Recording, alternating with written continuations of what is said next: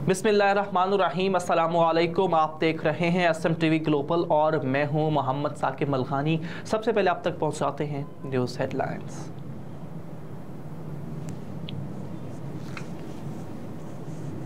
तरक्याती मनसूबों पर करप्शन का केस, मोनिस इलाही के नाकाबिल जमानत वारंट गिरफ्तारी जारी। एहतसाब अदालत ने नैब की दरख्वास्त पर मोनिस इलाही के 5 अक्टूबर तक नाकाबिल जमानत वारंट गिरफ्तारी जारी की है।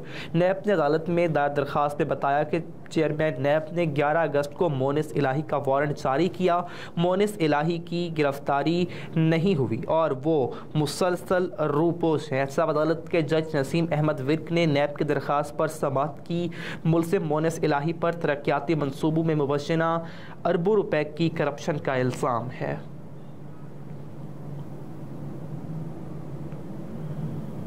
भारतीय खुफिया एजेंसी रॉ के हाथों सिख रहनुमाओं के कत्ल का मामला पार्लियामेंट पहुंच गया। भारतीय खुफिया एजेंसी रॉ के हाथों सिख रहनुमाओं के कत्ल का मामला पार्लियामेंट पहुंच गया। PTI सेनेटर गुरदीप सिंह ने सेनेट में तहरीक जमा करवा दी है।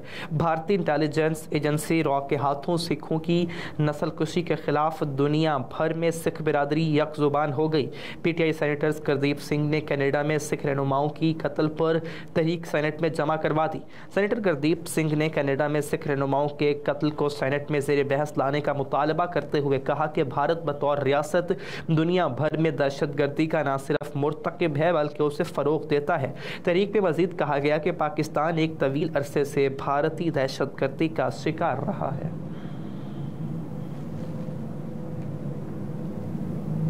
सनम जावेद समेत PTI की 4 खवातीन रिहाई के बाद दोबारा गिरफ्तार। पुलिस के मुताबिक सनम जावेद समेत PTI की 4 खवातीन रहनुमाओं को जिना हाउस पर हमले के दूसरे मुकदमे में गिरफ्तार कर लिया गया है। सनम जावेद के साथ दोबारा गिरफ्तार होने वालों में अफशा तारिक, आशमा शुजा और शाहनूर शामिल हैं। 4 खवातीन को जिना हाउस हमला केस में जमानत पर कोट लखपत जेल से रिहाई मिली थी।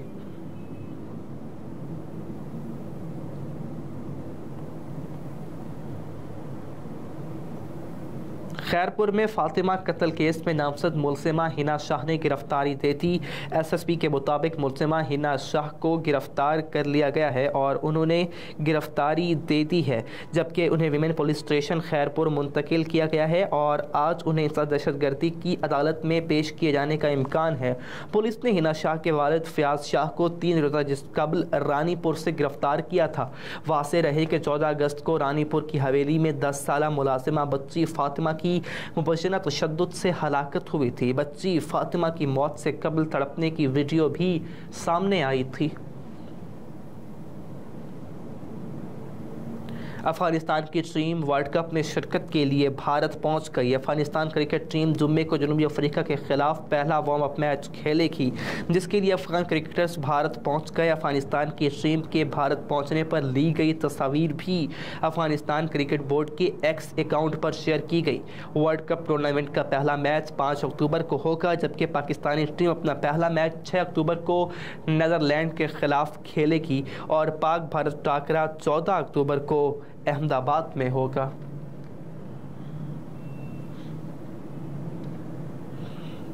हेडलाइंस आप जान चुके। न्यूज़ स्टूडियो से अब तक के लिए इतना ही। मज़ीद बाखबर रहने के लिए देखते रहिए SM TV ग्लोबल।